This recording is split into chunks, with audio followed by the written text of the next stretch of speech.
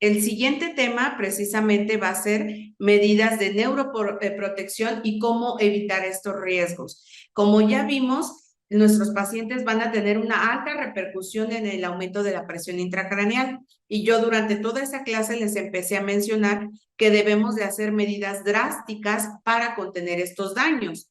Entonces, ¿qué quiere decir esto? Que cuando se interrumpe el flujo sanguíneo cerebral, entonces, nuestro cerebro precisamente es totalmente dependiente de oxígeno y de glucosa, dado que dentro de nuestro cerebro no existe depósitos de glucógeno. Realmente el consumo de glucosa y ATP son consumidos dentro de los primeros 3 a 5 minutos. Y si ustedes recuerdan, de 5 a 8 minutos de ausencia de flujo sanguíneo cerebral, la lesión neuronal se vuelve irreversible. Así que entonces, entre más rápido empecemos a actuar, como bien lo mencionábamos en esa hora dorada, dentro de nuestra sala de urgencia con las medidas de neuroprotección, pues evidentemente vamos a mejorar precisamente estos tiempos, vamos a mejorar el consumo metabólico y el metabolismo cerebral y hacer nuevamente esa reperfusión de nuestro flujo sanguíneo cerebral para disminuir las zonas de isquemia. Ante el insulto cerebral, se van a activar respuestas que inducen la muerte celular, dentro de las que se incluyen un incremento en la liberación de neurotransmisores excitadores y la sobreproducción de radicales libres de inflamación. Si ustedes observaron en la última tomografía, precisamente veíamos ese aumento del edema cerebral de forma citotóxica y vasogénica y, por supuesto, toda esta inflamación van a conllevar a que todavía más ese cerebro se empiece a estar edematizando. Sin embargo, también se van a activar mecanismos de autoprotección, como es la producción de proteínas de choque térmico, como son precisamente las citocinas antiinflamatorias, los antioxidantes endógenos y bien también se activan sistemas inhibidores como es el sistema GABAinérgico y el cannabinérgico. ¿Qué quiere decir con esto? Que precisamente durante esta etapa del insulto cerebral, nosotros debemos de considerar que dentro de ese cerebro están pasando una infinidad de repercusiones hemodinámicas que precisamente están exacerbando esa lesión y ese daño. Entonces, durante la evaluación y las medidas de neuroprotección, en ese primer momento debemos de evaluar el estado mental. Yo creo que es una de las primeras etapas clínicas que nosotros debemos de echar a andar, que es precisamente evaluar ese lenguaje de nuestro paciente, evaluar si está bien orientado en tiempo, persona y espacio, si tiene, cómo se encuentra conservada esa memoria y precisamente si esa memoria tiene un recuerdo inmediato, un recuerdo reciente o la memoria a largo plazo, precisamente porque dentro desde la primera lesión podemos nosotros considerar que está teniendo amnesia, tiene totalmente una pérdida del estado de conciencia, cómo se encuentra ese grado de atención y cálculo, si tiene la posibilidad de que esa persona pueda todavía concentrarse o realmente viene en una etapa catastrófica, ¿verdad? Entonces, las medidas de neuroprotección van a ir precisamente a que cada uno de nuestros pacientes sean evaluados de forma independiente, muy estandarizado. ¿Qué quiere decir? Que a través de esta evaluación nosotros podemos ir discerniendo, este paciente necesita una vigilancia, este paciente necesita medidas más drásticas o este paciente inmediatamente requiere ser llevado a una sala quirúrgica o a una unidad de cuidados intensivos. Entonces, durante estos procesos, nos dice que una de las primeras medidas que realizamos es precisamente la posición de la cabeza. Y como ustedes lo han observado, casi a todos nuestros pacientes cuando ingresan les decimos, elevación de la cabecera a 30 grados, a 40 grados, pero debemos de considerar ciertos errores. ¿Qué quiere decir con esto? Que todos nuestros pacientes, sí es válido la posición de la cabecera a 30 grados, pero si los pacientes que estamos teniendo están hipotensos con presión arterial sistólica inferior a 90 milímetros de mercurio, corren el riesgo de que esas zonas que estaban siendo reperfundidas ahora se conviertan en infartos cerebrales. Entonces, la primera medida antes de posicionar a nuestro paciente a 30 grados será tomar también los signos vitales. La toma de la presión arterial media, mantenerla entre 80 y 110 milímetros de mercurio, ¿verdad? Para que ahora sí, si ese paciente no está hipotenso, pues entonces ahora sí poder hacer la colocación de nuestra cabecera a 30 grados. Otro de los errores comunes que realizamos en esta medida es que nuestro paciente no esté bien alineado, que el cuello esté doblado, que esté totalmente desalineado, que tenga encorvado tanto la cadera, que tenga encorvada los miembros pélvicos, que no tenga una buena alineación. No solamente es la simple posición de la cabecera a 30 grados, debemos de cuidar hasta la posición de nuestros drenajes cerebrales. Como lo veíamos, cada uno de estos deben de estar alojados a nivel de pabellón auricular, drenajes cerebrales a nivel de pabellón auricular, ventriculostomías a nivel de pabellón auricular, a excepción de que sea una derivación ventrículo-peritoneal. Ese drenaje irá ubicado a nivel del peritoneo, que va a ser a nivel de nuestra cicatriz umbilical. Como ustedes están observando, la posición de la cabecera, si es a 30 grados, la alineación de los drenajes a nivel de pabellón auricular, por supuesto que debemos también hasta de proteger nuestros ojos de los pacientes. Hay que hacer precisamente un aseo ocular mínimo cada 8 horas con agua inyectable, con agua estéril, hacer la lubricación con gotitas artificiales, con lágrimas artificiales como el Systane, cloranfenicol, precisamente lubricantes que permitan que nuestros pacientes no tengan alguna lesión corneal, porque como cada hora les estamos abriendo los ojitos para estar haciéndoles la valoración pupilar, pues entonces también llegamos a tener causantes de ojo seco. Por eso debemos también de realizar hasta estos aseos oculares y precisamente la posición de la cabeza también va a ir enfocada a una buena valoración. La presencia de equimosis periorbitaria, la presencia de rinorrea y otorrea, si estamos observando que está saliendo líquido cefalorraquídeo por nariz, líquido cefalorraquídeo por el oído, inmediatamente hay que dar aviso. Muchos de nuestros pacientes de trauma, como vemos en estas imágenes, vienen también con traumatismos faciales y que esto llegan a generar precisamente alguna fístula de líquido cefalorraquídeo y por eso estamos observando en nuestros pacientes salidas de sangre, salidas de líquido cefalorraquídeo, ya sea por oído, ya sea por nariz, y todo esto hay que reportarlo. Precisamente todos nuestros drenajes, como lo observamos, deben de ser manejados con técnica estéril. Aquí está haciendo la colocación precisamente de nuestros apósitos que permita mantener el sitio quirúrgico totalmente limpio, totalmente estar observando que esté un buen afrontamiento y ese proceso de cicatrización, la colocación de apósitos que permita llevar a cabo una liberación de algún tipo de cuerpo extraño y que precisamente la colocación de apósitos estériles, como lo vemos en estas fotografías, también nos reduce precisamente los procesos de infección y que precisamente nuestros campos que también hacen que cubran precisamente a veces hasta toda la cabecita de nuestros pacientes.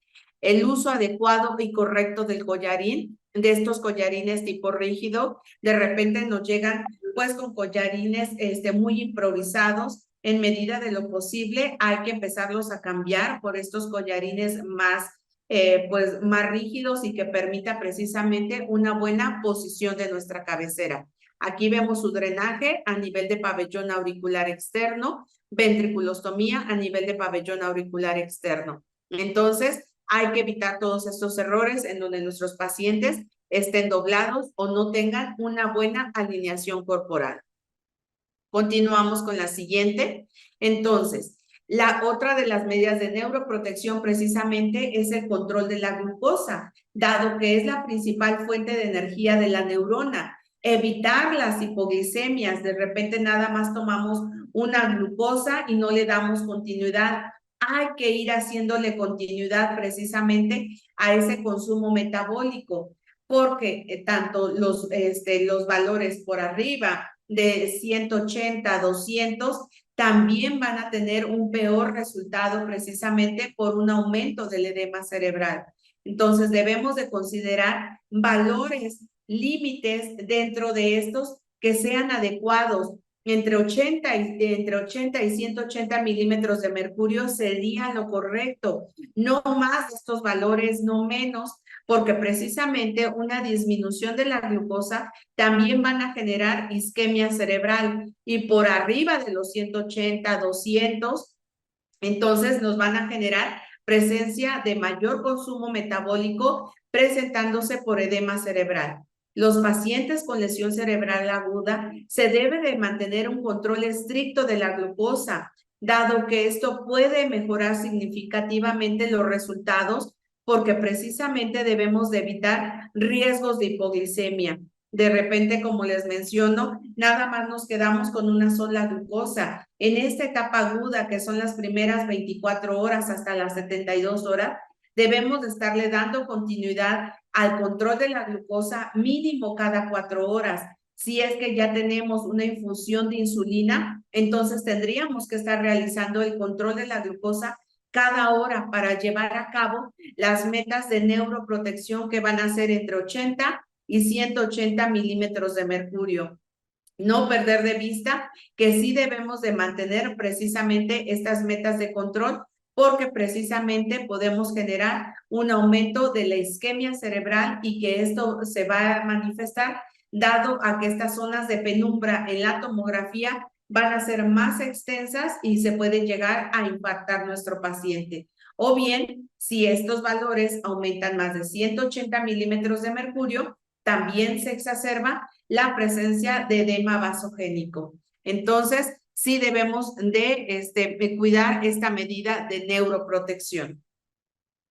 Nuestra siguiente medida de neuroprotección precisamente va a ser la hemoglobina. La hemoglobina es un determinante importante del suministro de oxígeno y por lo general nuestro consumo metabólico de oxígeno cerebral es suficiente para que cuando se reduzca el flujo sanguíneo cerebral por algún tipo de traumatismo sea un mecanismo compensador y que ese cerebro tenga la suficiente reserva fisiológica. Aunque el flujo sanguíneo cerebral puede aumentar para preservar el consumo metabólico de oxígeno cerebral, los niveles bajos de hemoglobina pueden verse afectados y asociados con una hipoxia cerebral, una disfunción de la energía celular y los peores resultados. Entonces, nuestros pacientes en ese primer contacto debemos estarle tomando todo el hemograma y poder estar haciendo la evaluación de los resultados.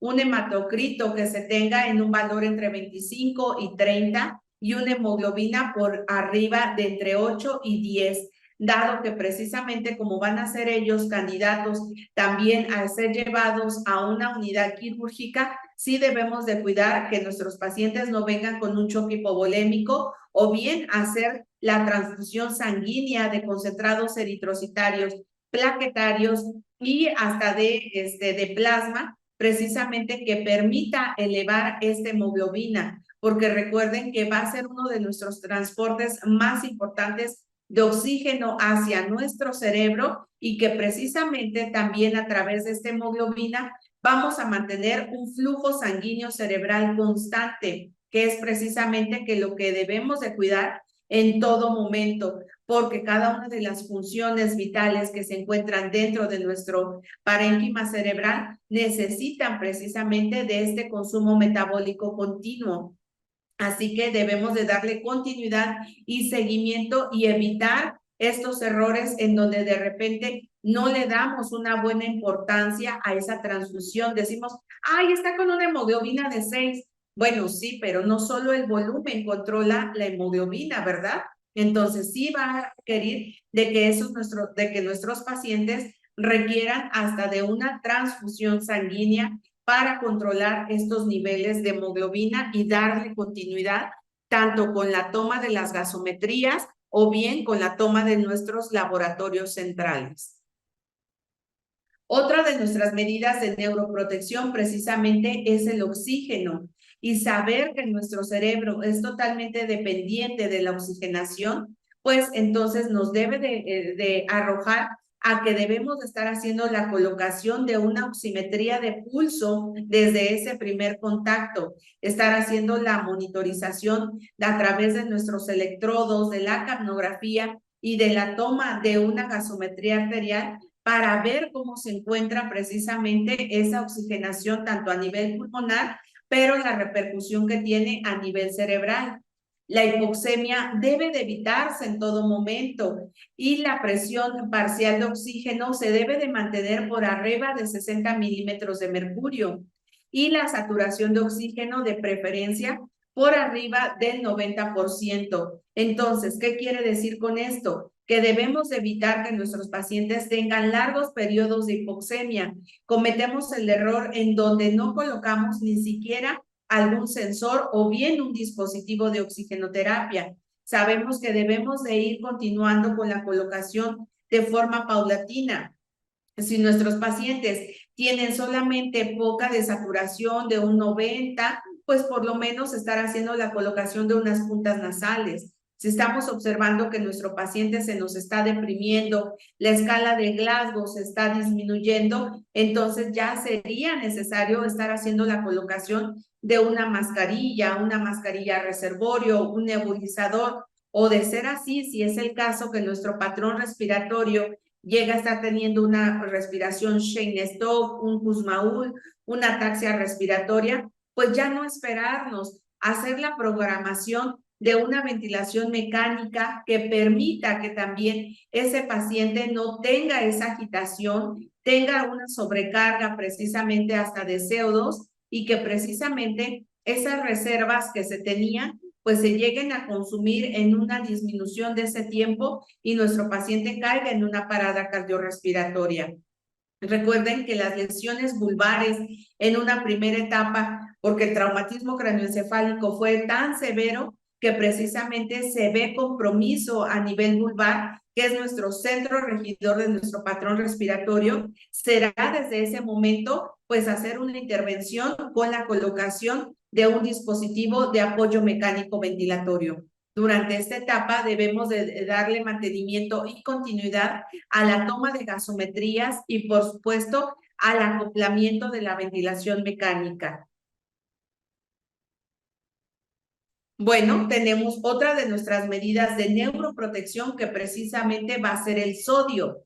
El sodio, esa concentración afecta el volumen cerebral y a menudo está alterada en pacientes con lesiones cerebrales de tipo agudo, debido a que nuestros fluidos hiperosmolares, como precisamente puede llegar a verse repercutido en la diabetes insípida, de tal manera que esa retención inapropiada de agua libre tenga un aumento de la natriuresis y precisamente nos llegue a generar hasta una lesión renal aguda.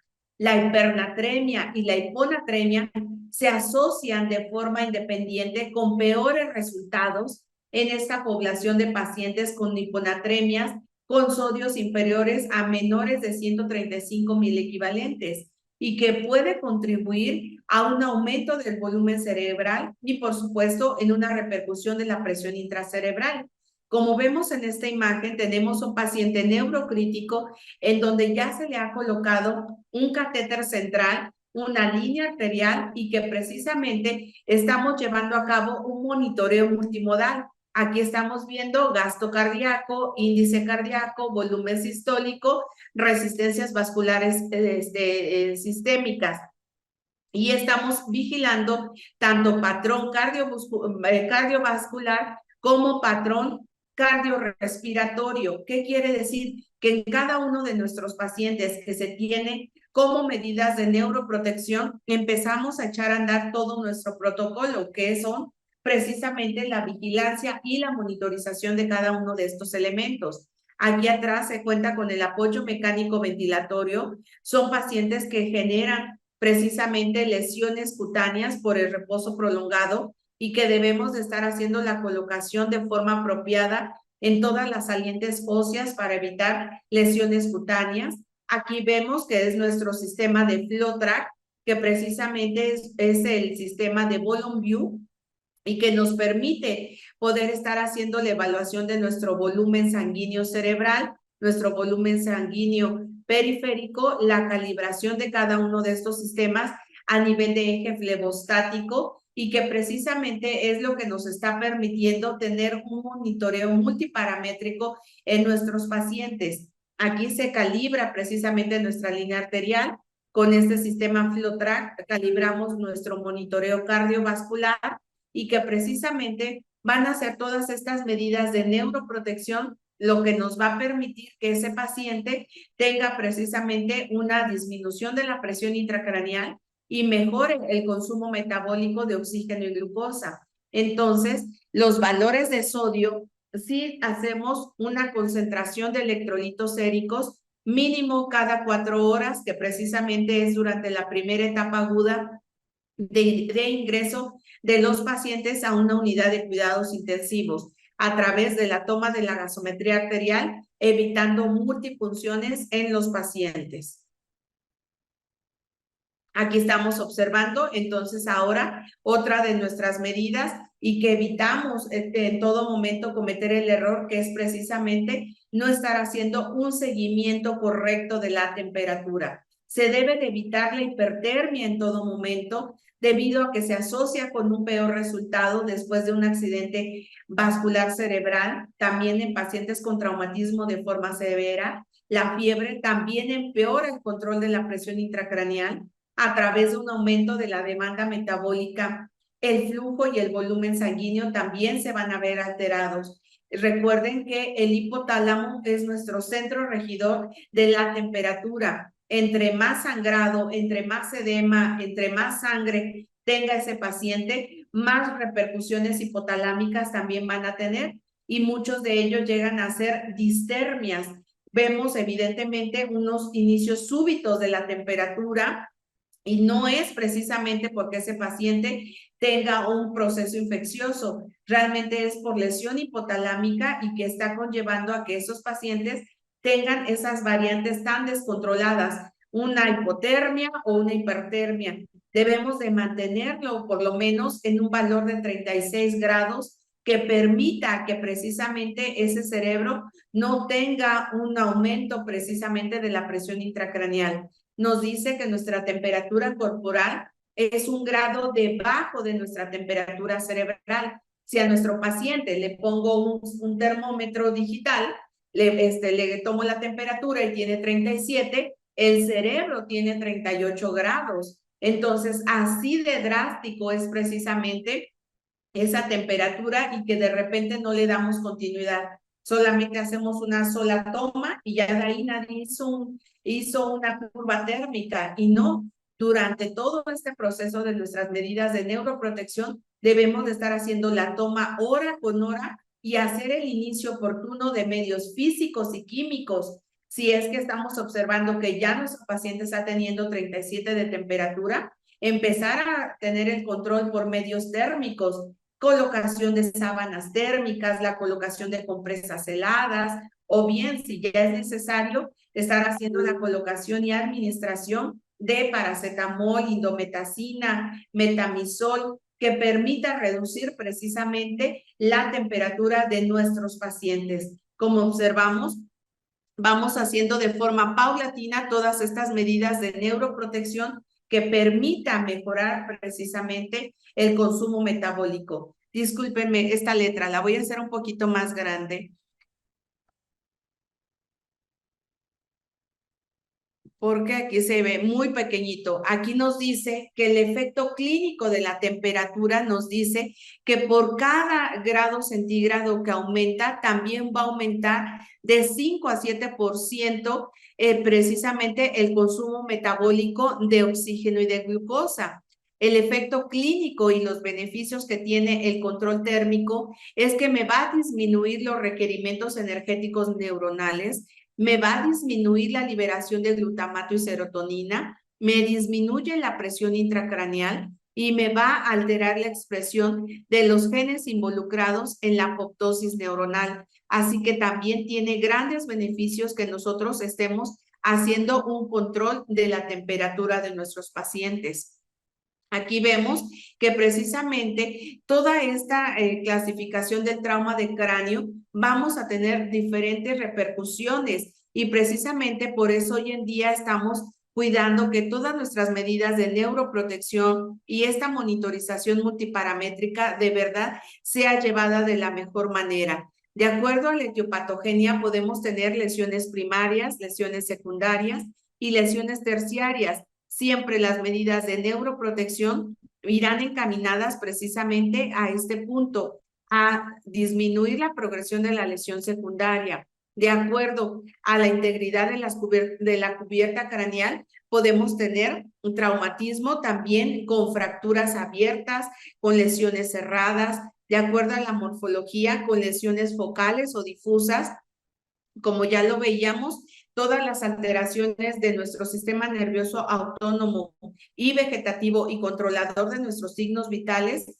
van a tener alteraciones difusas. De acuerdo a nuestra escala de Glasgow, vamos a tener un trauma de tipo leve cuando esté con una puntuación de 14 a 15, un moderado de 13 a 9 puntos y ya un traumatismo grave cuando tiene una escala de Glasgow inferior a 8. Dentro de las lesiones primarias pueden ser precisamente las producidas en el primer impacto, que pueden llegar a generar fracturas, contusiones, laceraciones, presencia de hematomas intracerebrales. Y las lesiones secundarias son las que nosotros debemos de evitar en todo momento, como van a ser los hematomas, las hemorragias intracerebrales, la congestión valvular y cerebral, la presencia del edema cerebral y las lesiones isquémicas y, por supuesto, las lesiones infecciosas. Por supuesto, también vamos a tener lesiones terciarias que van a ser las desencadenadas con todas estas alteraciones metabólicas. Si ustedes observan en esta otra imagen, déjenme disminuirle tantito aquí en para que vean precisamente este monitor que nos acaba de llegar y que precisamente es un monitor en donde precisamente podemos llegar a observar también nuestro consumo metabólico. Observemos aquí, hasta de hecho nos lo viene con un diagrama metabólico, vemos el nivel de oxigenación del CO2. Aquí estamos observando el CO2, la PVC de 9, por supuesto, nuestro cardiograma, electrocardiograma, la saturación de oxígeno, la presión arterial media, que también estamos cuidando en todo momento que estos pacientes pues también se llegue a tener una presión venosa central en parámetros normales, dado que también nuestras resistencias vasculares sistémicas inferiores a estos valores también van a conllevar una disminución del flujo sanguíneo cerebral, ¿verdad? Entonces, sí tratamos de que precisamente nuestros sistemas de monitorización siempre estén a la mano y a la orden de nuestros pacientes, evitar en todo momento la hipotensión. Tratamos de cuidar precisamente que estos valores sean entre 80 y 110 milímetros de mercurio, precisamente para mantener un buen flujo sanguíneo cerebral. Ahora, si vemos precisamente otras de las medidas de neuroprotección es precisamente la vigilancia y el control precisamente de las pupilas. De acuerdo a la valoración, tenemos según el tamaño mióticas, cuando estas miden menos de 2 milímetros, pupilas precisamente normales isocóricas de 2 a 5 milímetros, pupilas midriáticas cuando estos superan los más de 5 milímetros, como lo estamos observando aquí, pupilas de acuerdo a su relación entre ellas, isocóricas iguales, totalmente redonditas, anisocóricas, una pupila más grande y otra normal, y pupilas discóricas, ¿verdad? Que las vemos sin forma, de una forma irregular. Recuerden que debemos siempre de tomar en cuenta que una urgencia neurológica es cuando nosotros observamos precisamente la presencia de anisocoria, una pupila más grande y otra en donde la tenemos puede ser puntiforme o normal, pero que realmente ya tiene hasta una disminución al estímulo luminoso.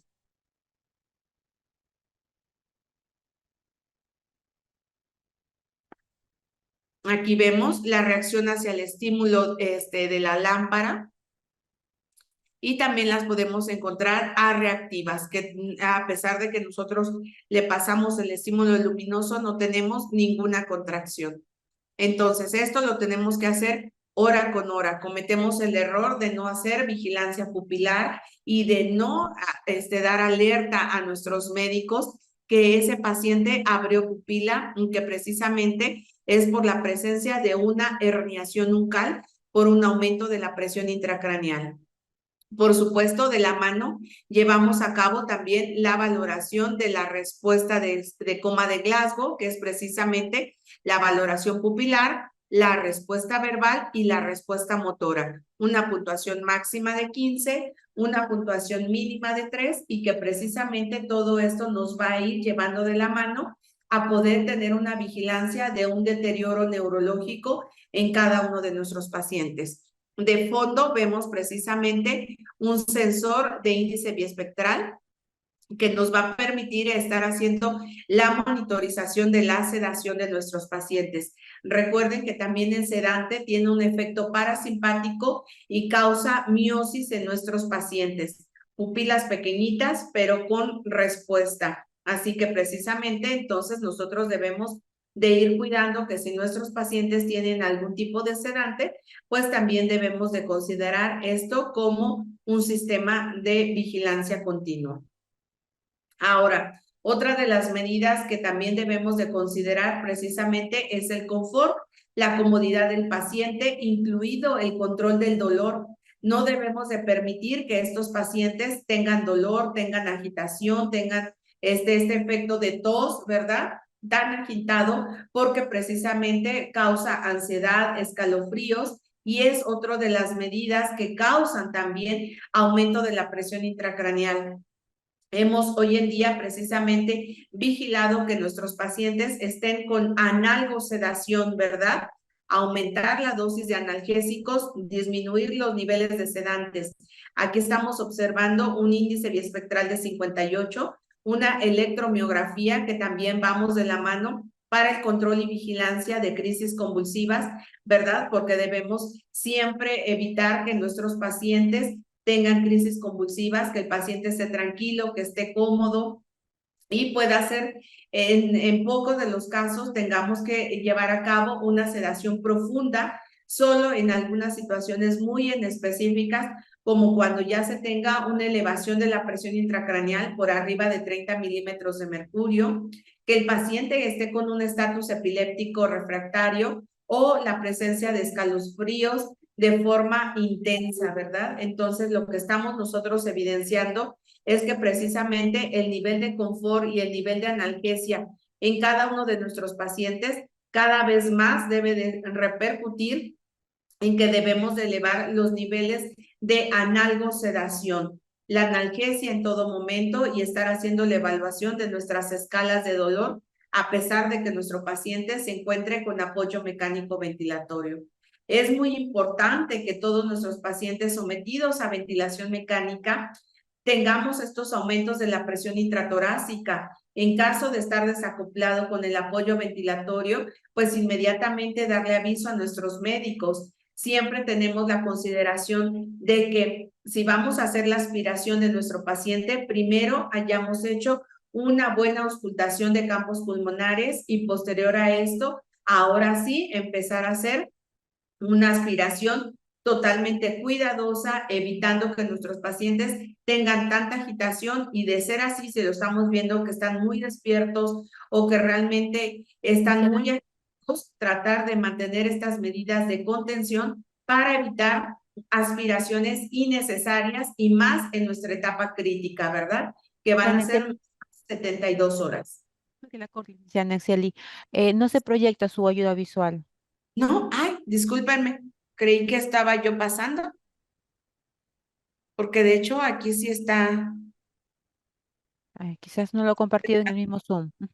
A ver. Discúlpame, yo según muy emocionada, hasta diciéndoles los fondos que estábamos viendo, que es precisamente el control del dolor. Aquí estamos observando nuestro monitor, en donde precisamente estamos evaluando nuestro índice biespectral de sedación, electromiografía, tasa de supresión. Aquí les mencionaba la aspiración a través de circuito cerrado en nuestros pacientes con apoyo mecánico ventilatorio y que precisamente debemos siempre de cuidar la analgesia. Acabamos otra vez con el nivel de CO2 que precisamente, dado que hoy en día estamos reconociendo que también otra de las medidas de neuroprotección es estar haciendo la monitorización de la presión parcial del CO2, dado que la hipercapnia aguda puede dar lugar también a elevaciones de la presión intracraniana y la hipocapnia puede precipitar la isquemia cerebral. Entonces, en cada uno de nuestros pacientes, cuando lo tenemos en esta etapa de un protocolo de medidas de neuroprotección, colocamos sensores de CO2. Hay algunos ventiladores que ya vienen instaurado el sensor de CO2. Si no lo tienen instaurado, entonces traten de ustedes de colocarlo de una forma externa. Aquí estamos evaluando nuestro parámetro de saturación de oxígeno. Estamos precisamente que está en 97%. Tenemos que estar evaluando precisamente nuestro nivel de CO2, que también lo teníamos en esta otra diapositiva. Entonces, el CO2 precisamente es un vasodilatador cerebral y tenemos que cuidarlo en todo momento. Otra de las medidas que mantenemos es precisamente el cuidado hacia nuestros drenajes. Cometemos el error que precisamente algunos de ellos están por debajo de pabellón auricular, no tenemos estas medidas totalmente estériles para la curación de los mismos. Hay que estar haciendo la monitorización de cuántos días lleva ese drenaje cerebral y cuántos días está manteniéndose. Ya llevamos más de 4 días. Las características de lo que se está fluyendo en ese drenaje, el color, la cantidad, la consistencia, si es hemático, que no supere más de 50 mililitros, la presencia de coágulos, el cuidado hacia la movilización de la persona, porque recuerden que debemos de tener una movilización en bloque, los cuidados hacia el sitio quirúrgico, en donde debemos de utilizar jabones totalmente estériles. Si vamos a estar haciendo algún procedimiento muy cercano a ese sitio quirúrgico, en todo momento no olvidar el lavado de manos, el uso de guantes si es que se está haciendo precisamente la cuantificación de estos líquidos, el uso de jabones antibacteriales, el secado perfecto de nuestro sitio quirúrgico, cubrir la herida y precisamente ir dando las características de que sí está cicatrizando bien y que de ese paciente también va a depender que precisamente tenga una buena alineación de esa cabeza. Aquí vemos nuestro drenaje subdural, en donde precisamente colocamos un campo totalmente estéril, el aseo de nuestro sitio quirúrgico en todo momento, cada 24 horas. Aquí se le puso una capelina, o sea, un vendaje cefálico, porque el paciente tendía mucho a llevarse las manos hacia el drenaje. Entonces, para evitar que lo fuera a retirar, ponemos precisamente un vendaje de protección. Otra de las medidas de neuroprotección no invasiva precisamente va a ser, como yo les mencionaba, es un paciente neurocrítico, tiene su cánula de traqueostomía y precisamente es que todos los cuidados hacia la aspiración, el aseo bucal de nuestros pacientes, de repente como que perdemos de vista que también se le deben de cepillar los dientes, se les deben de asear los ojos, se le deben de hacer colutorios ya sea con clorexidina de la boca de nuestros pacientes, la colocación de lágrimas artificiales, el aseo del cuero cabelludo de cada uno de nuestros pacientes, el cuidado de los oídos, el cuidado de la piel.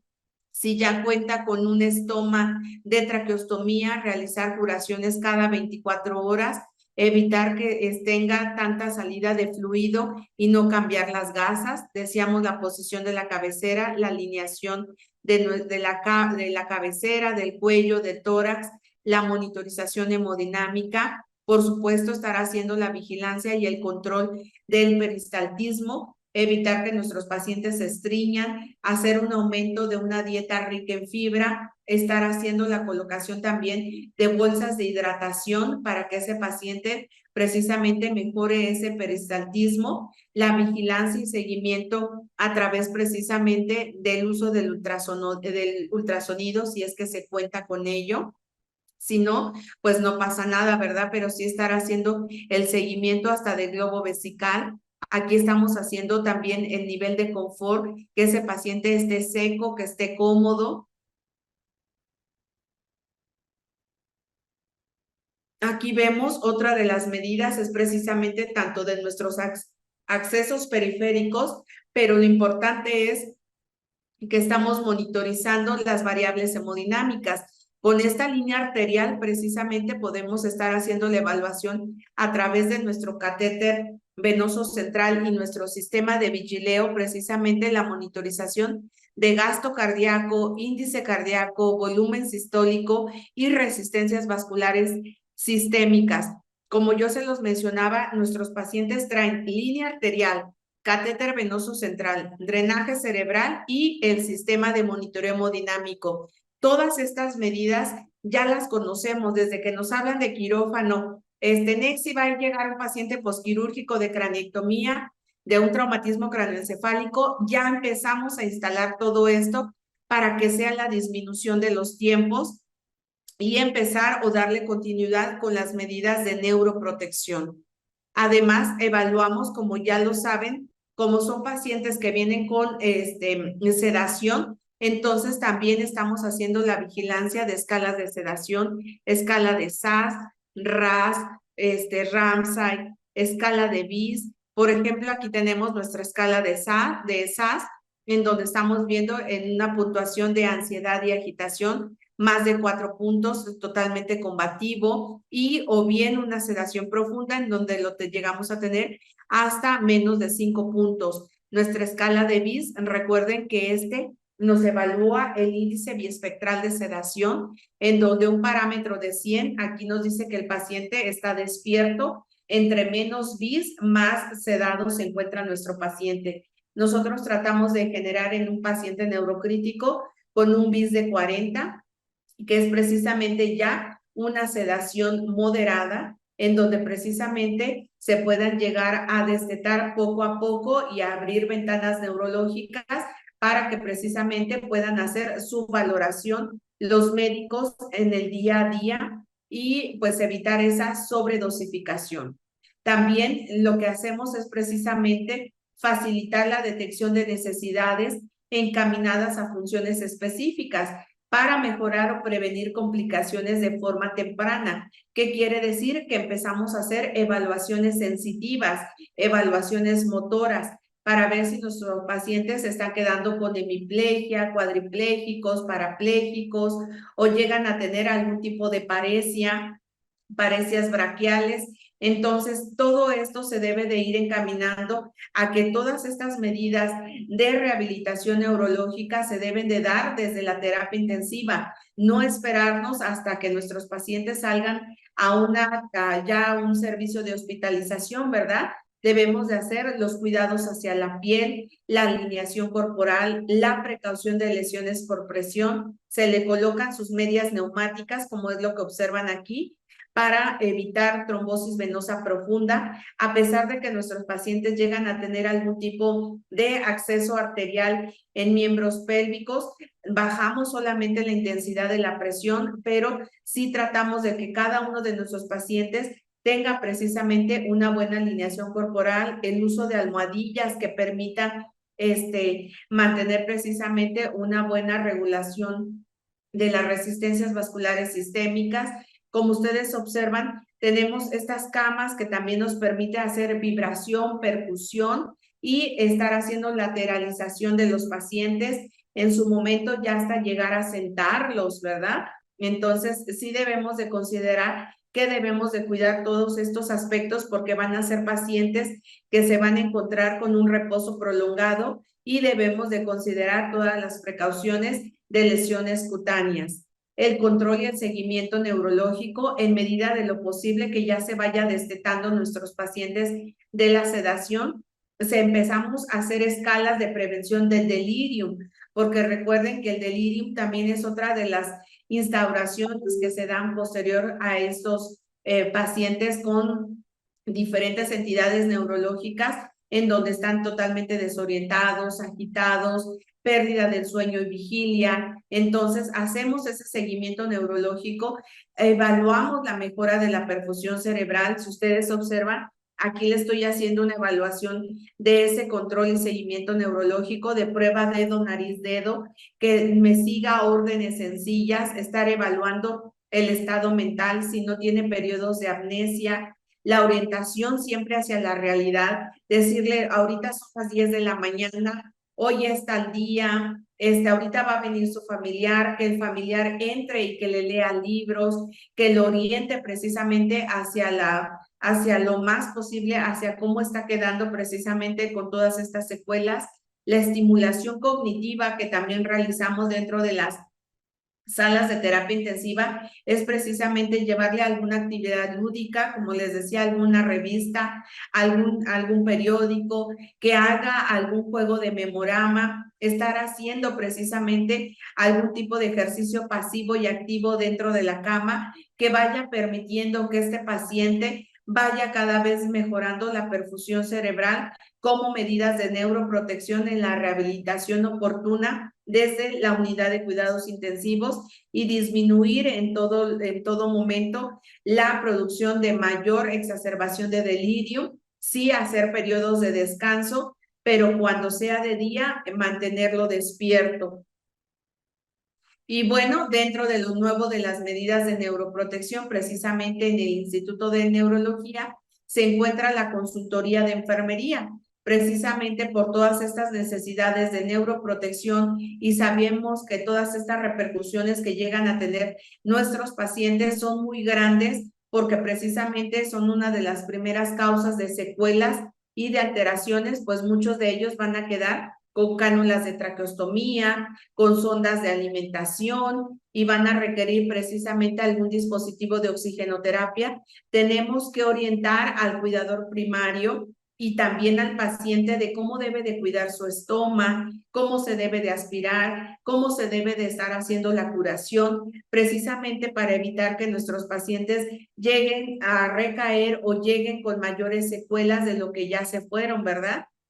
Entonces, les enseñamos a los pacientes y a los cuidadores a que cuiden su alimentación, cómo sepan hacer la curación de su estómago, cómo van a pasar la nutrición enteral por las sondas, el cuidado de la lesión periostomal, ¿verdad? Para evitar que lleguen a tener algún descuido y que precisamente a través de estos maniquís les enseñamos para que posteriormente el familiar lo haga ya de forma directa con su paciente y que en medida de lo posible vaya lo más preparado posible a casa. No se puede ir el familiar sin que no sea capacitado de cuáles van a ser todas estas medidas de nutrición, de cuidados de la traqueostomía, de los cuidados del baño y de la higiene, cómo lo debe de bañar en cama, cómo debe de hacer ese traslado de la cama hacia la silla, de la cama hacia la taza de baño, etcétera. De verdad que esta consultoría de enfermería nos ha resultado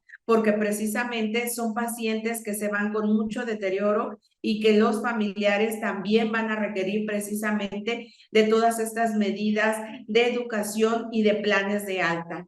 Bueno, pues hay una infinidad precisamente de referencias bibliográficas que hoy nos dice que precisamente debemos de ir cuidando todas estas medidas de neuroprotección porque tiempo es cerebro y tiempo van a ser secuelas.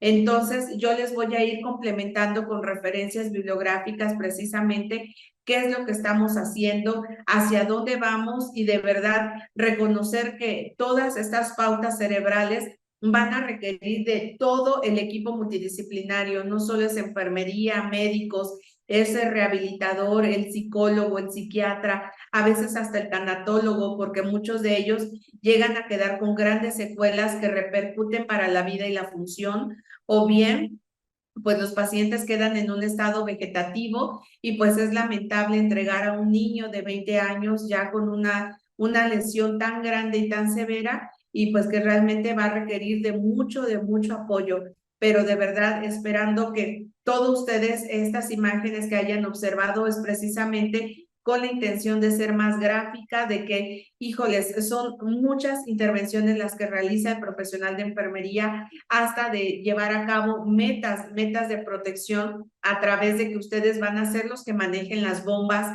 de que tengan que calibrar sus monitores, de que deben de estar vigilando, valorando día con día a sus pacientes y no despegarse de cada uno de ellos, porque de repente hacen cambios hemodinámicos, presentan crisis convulsivas, y pues de verdad son pacientes muy inestables. Yo siempre digo, un paciente neurocrítico es totalmente diferente a un paciente metabólico, a un paciente renal. Un paciente neurocrítico de verdad que necesita también de profesionales cada vez más calificados y actualizados en el manejo y en la fisiología cerebral. Y pues bueno, ahora sí abrimos también nuestro chat a preguntas y respuestas. Muchas gracias, licenciada Nexieli. Sí, tenemos una consulta de Marjorie Mercedes. ¿Cuánto tiempo aproximadamente deberíamos llevar a cabo los cuidados de neuroprotección del paciente? Mínimo nos dice la bibliografía que 72 horas. Durante las 72 horas es la etapa más álgida de la liberación de citoquinas. Como ya lo veíamos en las primeras diapositivas, es donde se liberan los procesos inflamatorios. ¿Cuánto dura esto? Hasta las 72 horas. Así que todas tus medidas de neuroprotección, de la valoración pupilar, escala de Glasgow, el control del sodio, control de la glucosa, durante 72 horas tiene que ser así, hora con hora. Vigilar glucosa, vigilar la uresis, estar vigilando el sodio, mínimo 72 horas. Posterior a estas 72 horas, ya empiezan a hacer tus médicos ventanas neurológicas. ¿Qué quiere decir? Que empiezan a evaluar qué es lo que se ha conservado, cómo queda el paciente, si está con paraplegia, si está con una monoplegia, si está con amnesia, lo llevan a estudios de tomografía. De hecho, cada 24 horas se debe de realizar una tomografía. Esto con la intención de poder observar si ya el edema cerebral se ha disminuido. ¿Te acuerdas de la tomografía en donde la desviación de la línea media era así? O sea, desplazaba totalmente al hemisferio. Por eso cada 24 horas se hacen tomografías para ver si ya otra vez esa línea media pues está en medio y ya disminuyó el edema cerebral.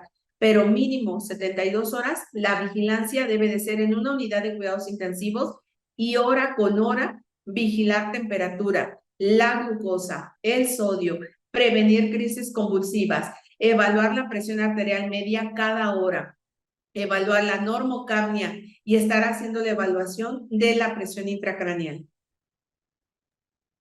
Excelente. La siguiente pregunta es de Alejandra Machado. ¿Qué niveles de anestesia debe mantener a un paciente en esta condición para una aspiración adecuada? Así es, en un BIS de 40 a 60. Si tú ves que ese BIS está por arriba porque ya se te está despertando y apenas tiene, no sé, 48 horas de haber ingresado a tu unidad de cuidados intensivos, sí coméntale a tu médico. Lo que hacemos nosotros es que ponemos relajantes neuromusculares como becuronio, rocuronio, pancuronio antes de aspirar al paciente. Ponemos 4 miligramos de becuronio antes de aspirarlo. Esto con la intención de que evitemos que esté tosiendo, se exacerbe la ansiedad y el dolor y eso nos repercute en el aumento de la presión intracraneal. Yo te aconsejo que esté, por supuesto, en un BIS entre 40 y 60. Esto sería una sedación moderada, a menos que vayas a aspirar a tu paciente. Si trata de colocar un relajante neuromuscular, hoy en día solamente a quien se les pone infusión de relajantes neuromusculares es porque está con crisis repetidas, un estatus epiléptico de mal control. En ellos sí se les llega a colocar becuronio o rocuronio en infusión continua. Si no es el caso, con un BIS de 40 a 60, que es una sedación y anestesia moderada, con eso tú puedes ir haciendo un buen cuidado de neuroprotección. Consulta de Marjorie. Para el baño que puede lateralizar al paciente con el drenaje ventricular externo, y se debe clampar para la movilización. Así es, voy a ponerles aquí la fotito. ¿Qué es lo que hacemos? Para el baño de nuestros pacientes, precisamente como tú lo dices, muchos de ellos, déjenme ponerle la foto donde tenemos lo de los pacientes con drenajes cerebrales. Aquí, por ejemplo, este, ¿no? Un paciente que vamos a realizar el baño. Sí tratamos de clipar o clampar ese drenaje precisamente para tener la precaución de que si al momento yo lo tenga que subir o bajar más de lo que es el pabellón auricular, no exista precisamente un reflujo. Entonces tratamos de cliparlo nada más durante el baño. Recuerda que otra vez lo tienes que volver a desengrapar y lo que hacemos es de que mantenemos siempre al interno, al médico interno o al residente en la vía aérea. El enfermero haciendo su baño de esponja y al camillero haciendo la movilización en bloque. Entonces, ya cuando vaya yo a hacer el retiro de las sábanas que se encuentran abajo, porque hice todo mi bulto para optimizar tiempos, entonces ahora sí ya le digo al residente, oiga, doc, ya ayúdeme porque ya lo voy a lateralizar. Ya tengo ahí al camillero, hacemos movilización en bloque. Esto con la intención para evitar también extubaciones o que nuestros drenajes vayan a quedar abajo de la sábana, se vayan a atorar con algún tipo de barandal, etcétera. Entonces, durante el baño, sí clipamos nosotros el drenaje y lo volvemos a desclipar una vez que terminamos de hacer todo el baño. Pero sí tratamos de que siempre esté también ahí el residente para evitar extubaciones. El médico se encarga de la vía aérea y yo me encargo de estar haciendo el baño de forma oportuna y el camillero de hacer una movilización en bloque y lo más cuidadoso posible de evitar precisamente de que esas extensiones de nuestros drenajes se vayan a quedar atoradas en algún barandal. Excelente, licenciada Nexieli. Entonces, hemos terminado con la ponencia del día de hoy.